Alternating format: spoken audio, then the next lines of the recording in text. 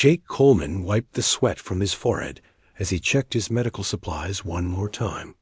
The human ship New Horizon had been traveling through space for 3 weeks to reach this meeting point.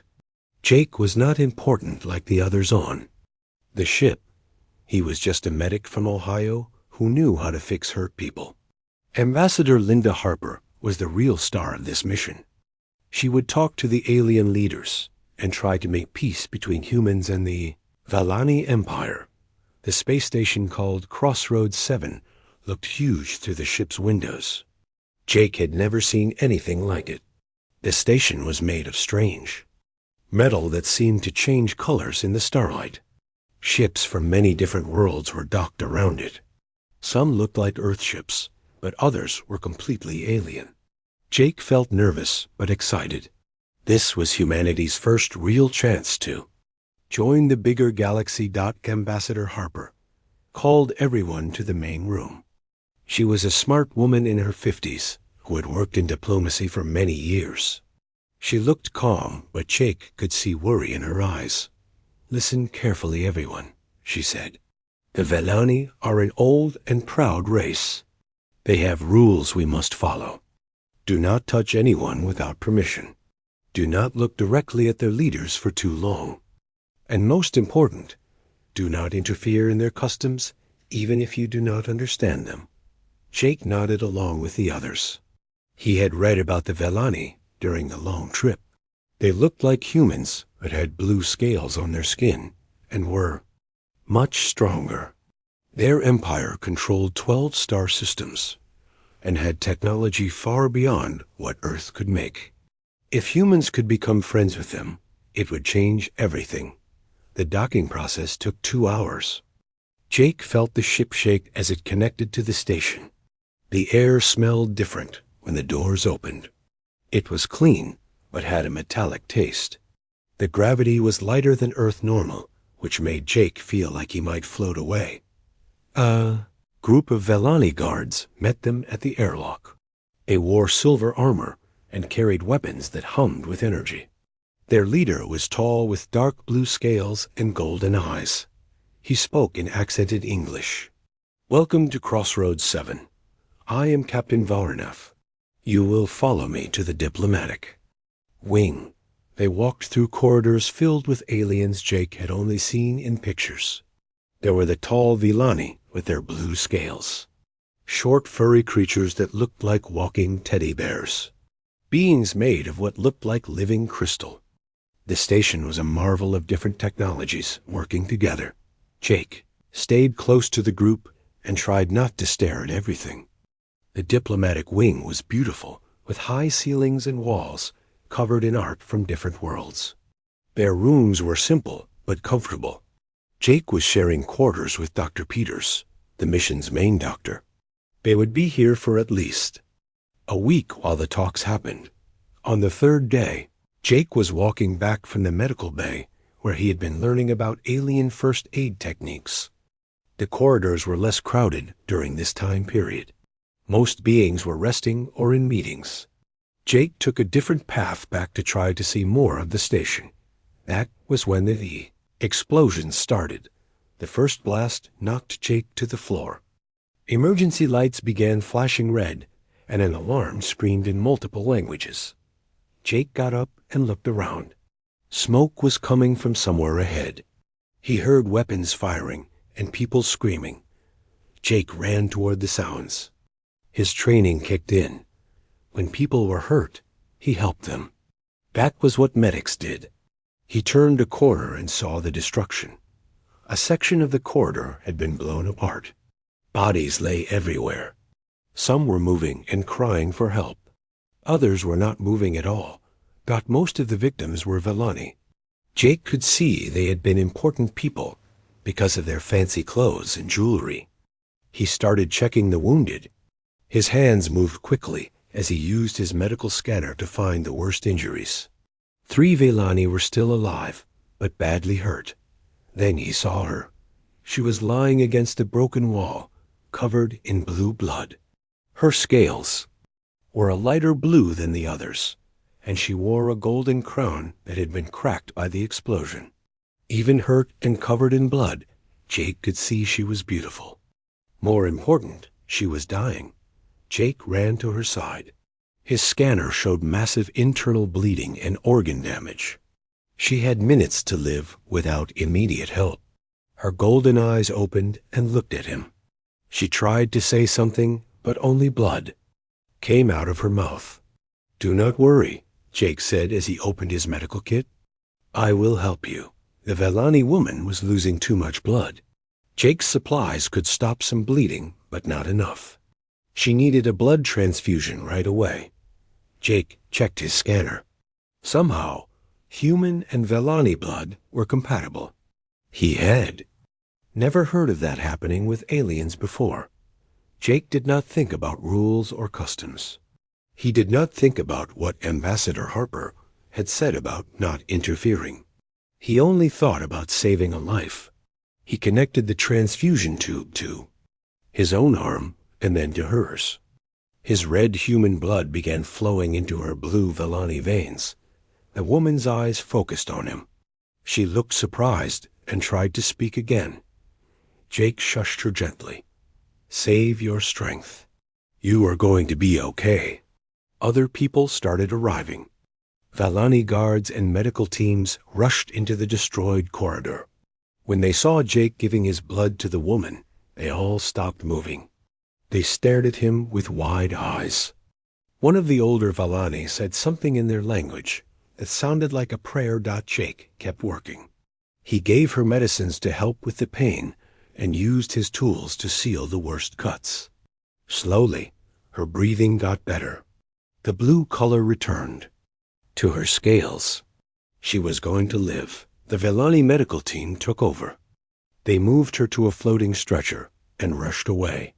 Jake tried to follow, but the guards stopped him.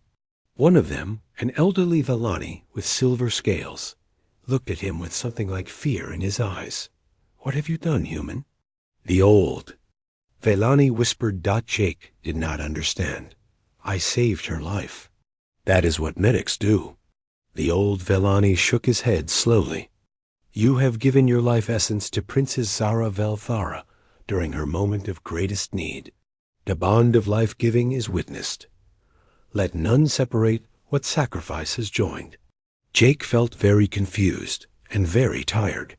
The blood loss was making him dizzy. "I do not understand what you are saying." "You will," the old Velani said as Jake's vision went dark. "You will understand very soon, husband of our princess." Jake woke up in a room that looked like it belonged in a palace. The walls were made of smooth white stone that seemed to glow with soft light. The bed he was lying in was larger than his entire quarters on the New Horizon. Silk curtains hung from the ceiling, and the air smelled like flowers he had never encountered before. He tried to sit up, but felt dizzy. His left arm was wrapped in bandages where the transfusion tube had been connected. On his right wrist was a thick golden bracelet that had not been there before. The metal felt warm against his skin and had strange symbols carved into it. "You are awake," said a voice from across the room. Jake turned and saw her. The woman he had saved was sitting in a chair by the window. She looked completely different now. Her light blue scales gleamed with health, and her golden eyes were bright and alert. She wore a flowing white dress that made her look like royalty, which Jake remembered with growing alarm. She apparently was. "You are Princess Zara," he said, trying to make sense of what the old Velani had told him before he passed out. "I am Zara Velthara, third daughter of Emperor Kaithfar and commander of the Imperial Intelligence Corps," she replied. Her English was perfect, but had a musical accent that made even formal words sound beautiful. "And you are Jake Coleman, medic of the Human Diplomatic Mission." Jake noticed she did not sound happy about any of this. "Look, I know there was some confusion about what happened. I was just trying to save your life. If I broke some rule, I am sorry." Zara stood up and walked closer to the bed. Jake could see she was tall, probably 6 feet, and moved with the grace of a trained warrior. You did not break a rule, Jake. Coleman, you fulfilled one, a very old and very sacred one. She held up her own wrist. She was wearing a golden bracelet identical to his. When a Vellani is dying, and another being willingly shares their life essence to save them, it creates the strongest bond known to our people. You gave me your blood during my darkest moment. By our laws, that makes you my husband. Jake felt like someone had hit him in the stomach. Husband? But I do not even know you. I mean, I just met you yesterday when you were bleeding to death. Time does not matter in the life bond ceremony, Zara explained. What matters is the willing sacrifice of one life for another. You could have walked away and let me die. Instead, you gave part of yourself to save me. That is the purest form of love, according to Vellani tradition. Jake rubbed his forehead. This was getting more confusing by the minute. Okay, but what if I do not want to be married? What if this was just a misunderstanding? Zara's expression grew cold. The life bond cannot be broken except by death. If you try to leave me or refuse the marriage, we will both die within 7 days. The bond connects our life forces now. We live together or we die together. Jake stared at her. That is insane. You cannot force people to be married just because. One of them helped the other. I did not make these laws, Zara snapped. They are older than your entire species. And I am not any happier about this situation than you are. That surprised Jake. You do not want to be married either? Zara walked to the window and looked out at the stars. I had plans, Jake Coleman. Important plans. I was going to marry Commander Thane Varshi, one of the most powerful nobles in the Empire.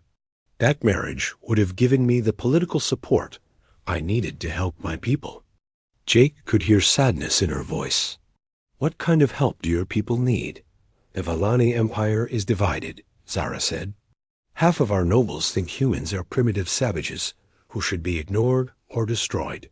The other half believe your species has potential and could be valuable allies. I have been working for years to build support for a human alliance. She turned back to face him. Your people have something we have lost. You are creative and adaptable. You think of solutions that would never occur to us. When you saved my life, you used techniques our doctors had never seen before. Jake felt a little proud despite the crazy situation. Human medicine is pretty advanced.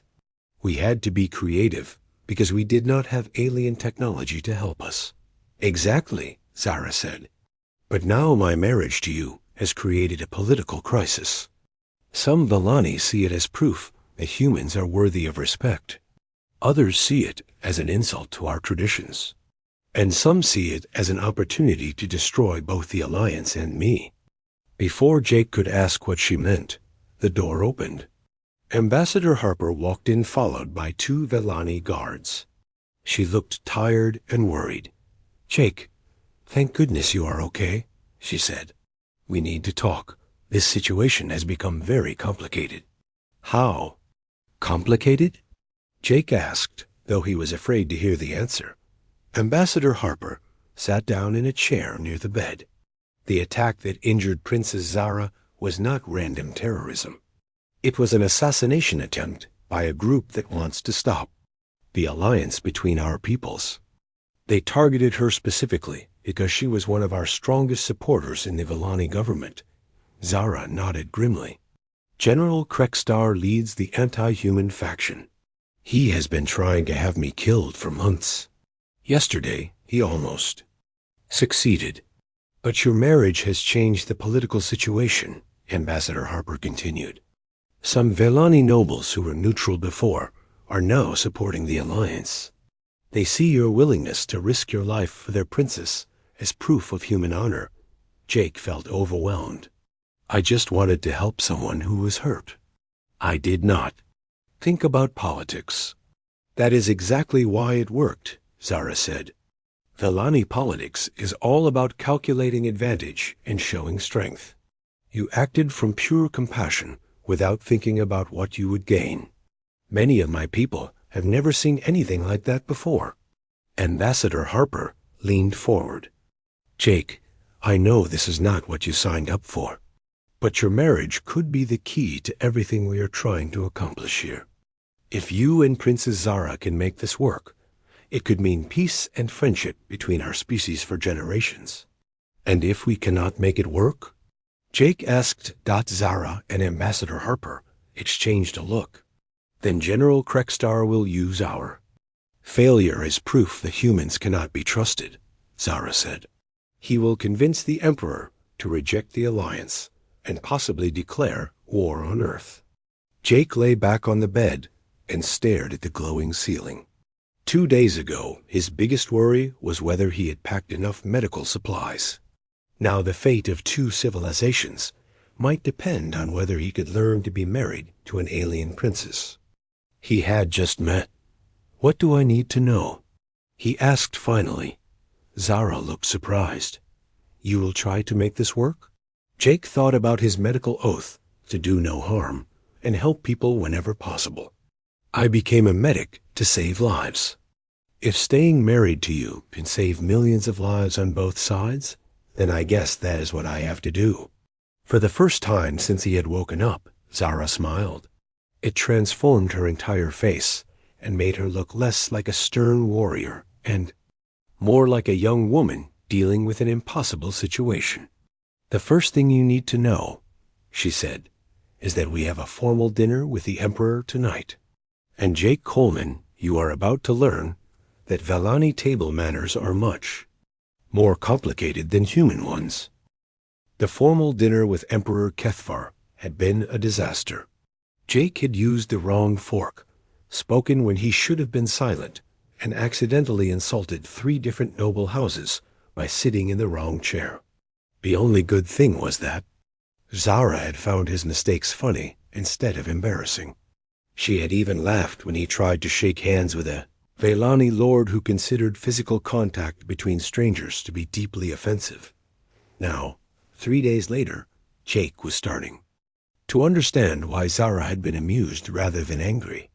The Velani had so many rules and traditions that even they sometimes forgot them all. What mattered more was the intention behind someone's actions. Jake's honest efforts to be respectful had earned him more goodwill than perfect manners would have. Jake was in the station's medical bay learning about Velani anatomy when the emergency alarm started screaming again. He dropped his study tablet and ran toward the sound. This time he knew what to expect, but he still was not prepared for what he found. The research wing of the station was under attack. Smoke and flames poured from several laboratories. Through the broken windows, Jake could see armed figures in black armor moving through the corridors. They were shooting at anyone who tried to escape. "Jake, get back here," Dr. Peters called from behind him. "This is not our fight." But Jake could see people trapped inside the burning laboratories. Some were human researchers who had been working with Velani scientists on joint projects. Others were Velani civilians who had been giving tours to the human delegation. They were all going to die if someone did not help them. "I am going in," Jake said, grabbing his medical kit. "You are crazy," Dr. Peters replied. "You are not a soldier." Jake was already running toward the research wing. He might not be a soldier, but he was married to one. Over the past few days, Zara had been teaching him basic combat survival skills. She said it was necessary because being married to a princess made him a target for her enemies. The first person Jake found was Ambassador Harper. She was trapped under a fallen beam in what used to be Laboratory 7. Her leg was clearly broken, and she was losing consciousness from pain. "Ambassador, can you hear me?" Jake asked as he checked her injuries. "Jake, what are you doing here?" She gasped. "You need to get to safety." "Not without you," Jake said. He gave her an injection for the pain and started working to free her leg. The beam was too heavy for him to lift alone, But he remembered something Zara had taught him about. Using leverage. Jake found a piece of metal pipe and used it as a lever to lift, it being just enough for Ambassador Harper to pull her leg free. He splinted the broken bone with supplies from his kit and helped her stand. "Can you walk?" he asked. "I can try," she said, leaning heavily on his shoulder. They made it halfway to the emergency exit before the attackers found them. 3 figures in black armor came around the corner with their weapons raised. Jake pushed Ambassador Harper behind an overturned table and tried to think of what Zara would do. The attackers were shouting at them in a language Jake did not recognize. He raised his hands to show he was not armed, but they kept advancing. One of them pointed his weapon directly at Ambassador Harper. Jake did the only thing he could think of. He threw his medical scanner as hard as he could at the lead attackers. Helmet. The device shattered against the armor, but the impact made the attacker stumble. Jake used that moment to grab a chemical fire extinguisher from the wall and spray foam at all 3 attackers. The foam blocked their vision and made them slip on the floor. Jake grabbed Ambassador Harper, and they ran for the exit as fast as her broken leg would allow. Behind them, the attackers were shouting angrily and shooting at where they thought Jake and Harper had gone. They reached the emergency corridor just as Velani security forces arrived. Captain Volraneth was leading a squad of guards in full combat armor. When he saw Jake carrying the injured ambassador, his eyes went wide with surprise. "Human Jake, what are you doing in the combat zone?" he asked. "Saving people," Jake replied. "There are more humans and Velani trapped in the laboratories. We need to get them out." Captain Volraneth looked uncertain. "My orders are to secure the area and eliminate the attackers. Rescue operations will come later. Later might be too late," Jake said. "Those people will be dead by then." Before Captain Volraneth could respond, Princess Zara appeared. She was wearing combat armor and carrying an energy rifle.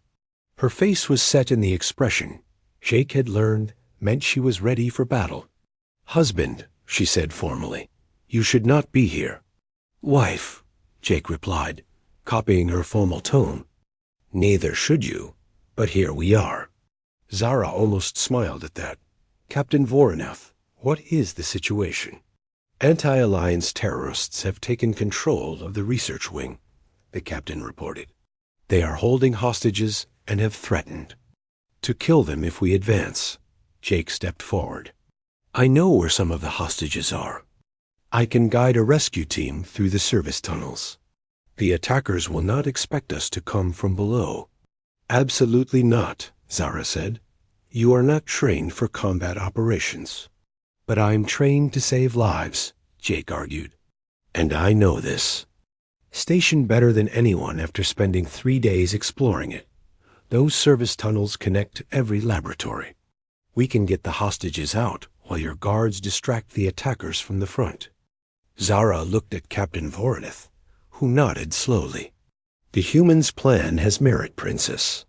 Our assault teams are trained to fight, not to navigate maintenance areas." "I will go with him," Zara decided. "If Jake insists on risking his life, at least I can try to keep him alive." The service tunnels were narrow and dark. Jake led the way with a small flashlight, while Zara followed with her weapon ready. Behind them came 4 Velani guards, who looked very uncomfortable crawling through spaces meant for maintenance robots. "How did you know about these tunnels?" Zara whispered. "I got lost on my 2nd day and ended up in the maintenance section," Jake whispered back. "The station manager showed me how everything connected. He said human curiosity reminded him of his own species when they were younger." They reached the first laboratory through a ventilation grate. Inside, Jake could see 6 researchers huddled behind overturned tables while 2 attackers kept watch. The hostages looked terrified, but uninjured. Zara studied the situation through the grate. "I can eliminate both guards with surprise, but not without risk to the hostages." Jake had an idea. What if we create a distraction? I have smoke grenades in my medical kit for emergency situations. Why do you carry smoke grenades? Zara asked. Sometimes you need to hide injured people from danger while you work on them, Jake explained. Jake activated 2 smoke grenades and dropped them through the ventilation grate. The laboratory immediately filled with thick white smoke. The attackers started shouting and firing their weapons randomly. Zara dropped through the grate, and Jake heard the distinctive sound of Valani energy weapons firing in controlled bursts. Clear. Zara called after a few seconds. Jake dropped into the laboratory and started checking the hostages for injuries. Most were just scared, but one human researcher had been shot in the shoulder, and the Valani scientist had a head wound from falling debris. Can you get them to safety? Jake asked as he treated the wounds. The guards will escort them out, Zara replied. We need to keep moving. There are more hostages in Laboratory 3. They spent the next hour moving through the tunnels and rescuing trapped people. Jake's knowledge of the station's layout and his medical training proved invaluable. Zara's combat skills and leadership kept them alive when they encountered resistance. By the time they reached the final laboratory, Jake and Zara were working together like they had been partners for years. Jake would identify the safest approach while Zara planned the tactical details. When they encountered wounded hostages, Zara would secure the area while Jake provided medical care. The last group of hostages included Dr. Peters and 3 Villani researchers who had been working on medical technology. The attackers holding them were more heavily armed and had set up defensive positions. This will be difficult, Zara said as they studied the situation. There are too many guards and not enough cover. Jake looked at his medical supplies and had another idea. What if we do not fight them at all? What if we make them fight each other? He showed Zara a vial of clear liquid from his kit. This is a sedative gas that works on both humans and Villani. If I can get it into their air system, they will fall asleep in about 2 minutes. How do you plan to do that? Zara asked. Jake pointed to an air vent near the ceiling. I climb up there and release the gas into their ventilation system. You wait here and secure the hostages when the guards fall asleep. That is incredibly dangerous, Zara said. If they see you in the vents, you will be trapped with no way to escape. Jake met her golden eyes. 3 days ago, I gave you my blood to save your life. Today, let me risk my life to save theirs. Zara was quiet for a long moment. Then she reached out and touched his face gently. Be careful, husband. I have just started to like being married to you. Jake felt his heart skip a beat. It was the first time she had touched him voluntarily, and the first time she had called him husband without sounding angry about it. I will be careful, wife, he promised. After all, we both die if something happens to me. Jake's plan with the sedative gas had worked perfectly. The attackers fell asleep within minutes, and Zara was able to free the hostages without firing a single shot. The rescue operation was being called a complete success throughout the station. Captain Voronoff had personally thanked Jake for his innovative tactics, and several Villani nobles had sent formal messages of gratitude, but Jake could tell that Zara was worried about something. She had been quiet during the celebration dinner and kept looking at the communication device on her wrist. Finally, as they were walking back to their quarters, she told him what was wrong. My father wants to meet you, she said. Emperor Kethver has summoned us to the imperial capital. We leave tomorrow morning. Jake felt his stomach drop. Is that good or bad? I do not know, Zara admitted. He has never called a foreign husband to court before. There is no tradition to guide us. The journey to the Villani homeworld took 2 days on the fastest imperial ship. Jake spent most of the time studying Villani history and trying to learn basic phrases in their language. Zara helped him practice, correcting his pronunciation and explaining the cultural meaning behind different concepts. Remember, she said as their ship approached the planet, My father is not just an emperor. He is considered the living embodiment of Vellani honor and wisdom. Some of our people believe he can read minds and see the future. Can he actually do those things? Jake asked nervously. Zara smiled.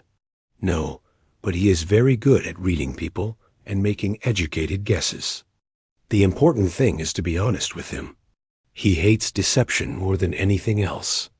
The imperial capital was the most beautiful city Jake had ever seen. Tall spires of crystal and metal reached toward the sky, while gardens filled with alien plants covered every available space. The imperial palace was built into the side of a mountain and seemed to glow with its own inner light. Jake felt very small as they walked through corridors, lined with statues of ancient Vellani warriors and scientists. Servants and guards bowed deeply as Princess Zara passed, but they looked at Jake with curiosity and uncertainty. He was clearly something they had never encountered before. Emperor Kethver was waiting for them in a simple room with comfortable chairs and a view of the gardens. Jake had expected someone intimidating and warlike, but the emperor looked more like a wise grandfather. He was shorter than Zara, with silver scales and kind eyes. When he spoke, his voice was gentle, but carried absolute authority. So you are the human who married my daughter, he said in perfect English. Jake bowed as deeply as he could manage. Yes, your majesty. I am Jake Coleman. And you saved her life by giving your own blood, the emperor continued. That was either very brave or very foolish. I did not think about it, your majesty, Jake replied honestly. She was dying, and I could help her. That seemed more important than anything else. Emperor Kethver nodded approvingly. Good answer. Now sit down, both of you. We have much to discuss. The emperor poured tea from a delicate pot and handed cups to Jake and Zara. The liquid was purple and tasted like flowers with a hint of cinnamon. Jake Coleman, the emperor said, your marriage to my daughter has created a situation that has never existed before. Some of my advisors think you are a gift from the gods. Others think you are a dangerous disruption to our way of life. I need to decide which group is correct. Jake felt sweat on his palms despite the cool air. How will you decide that, your majesty? By testing you, the emperor replied. I have designed 3 trials that will show me your true character. If you pass all 3, I will officially recognize your marriage and support the alliance between our peoples. If you fail even one, the marriage will be annulled, and you will return to Earth immediately. What about the life bond? Jake asked. Zara said we would both die if the marriage was broken. The emperor's expression grew sad. There are ways to break the bond without death, but they require powerful magic that leaves both participants forever changed. Zara would lose her ability to form emotional connections with others. You would lose your memories of her and everything that has happened since the bonding. Jake looked at Zara. She was staring at her teacup and would not meet his eyes. You knew about this, he said. I hoped it would not be necessary, she whispered. Jake felt anger rising in his chest. So all of this, everything we have been through together, could just be erased if I fail some test? The trials are fair, Emperor Kethver said firmly. They will test your wisdom, your courage, and your understanding of what it means to be Vellani. If you truly deserve to be part of our family, you will succeed. Jake wanted to argue, but he could see there was no point. The Emperor had made his decision, and nothing Jake said would change it. What are the trials? He asked. The first trial began immediately. Jake was taken to a room where 2 Vellani nobles were arguing about a trade dispute.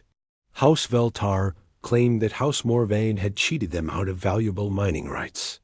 House Morvain insisted they had followed all legal procedures and won the rights fairly. Your job, the Emperor explained, is to listen to both sides and render judgment. Your decision will be binding, and both houses have agreed to accept it.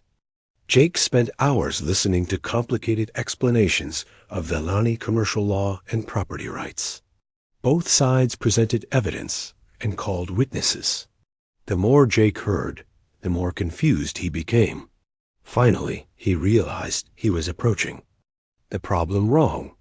Instead of trying to understand all the legal details, Jake focused on the people involved. Lord Veltar was angry and hurt because his family had worked those mines for generations. Lord Morving was frustrated because he had followed the law exactly as written. Neither side was really wrong. They just had different perspectives. "I have made my decision," Jake announced.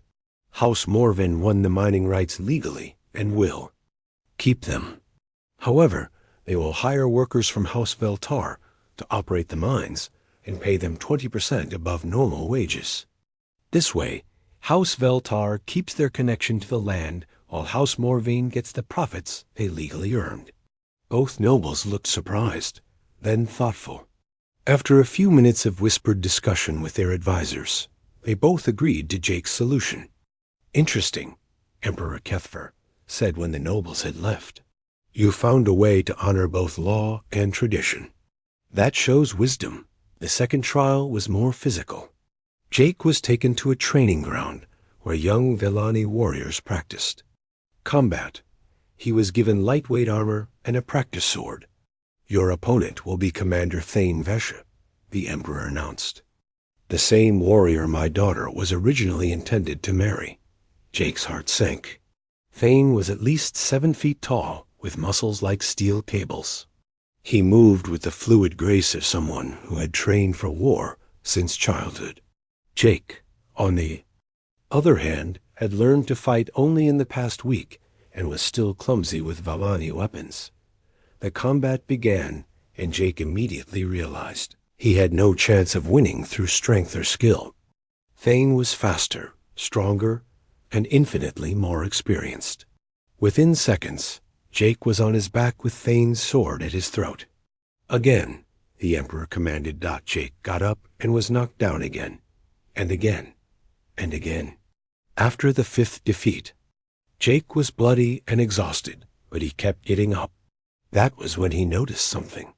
Thane was fighting exactly the same way, every time. Like most Vellani warriors, he followed formal combat patterns that had been perfected over centuries. But Jake was human. He did not know the patterns, which meant he could break them. On the 6th attempt, Jake did something no Vellani warrior would ever do. Instead of trying to block Thane's attack, he threw his sword at Thane's feet and dove forward, tackling the larger warrior around the knees. They both crashed to the ground, and Jake managed to pin Thane's sword arm before the warrior could recover. "Victory to Jake Coleman," the Emperor announced. Thane looked amazed. "How did you know to do that?" "I did not know," Jake replied as he helped Thane to his feet. "I just tried something different." "That shows courage," Emperor Kethfer said.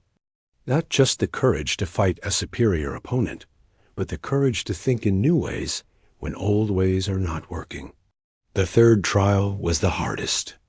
Jake was taken to a room filled with scrolls and computer displays, showing information about the Vellani Empire and the Human Alliance. "Your final test is one of loyalty," the Emperor said. "I want you to imagine that war has broken out between Earth and the Vellani Empire.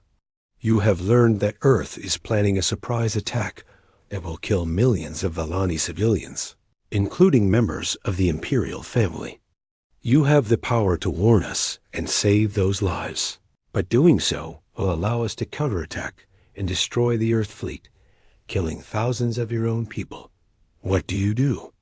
Jake stared at the Emperor in horror. "That is an impossible choice." "Yes," the Emperor agreed. "But it is also the kind of choice that members of the Imperial family must sometimes make. We need to know where your ultimate loyalty lies." Jake walked around the room, thinking desperately. Every option seemed to lead to terrible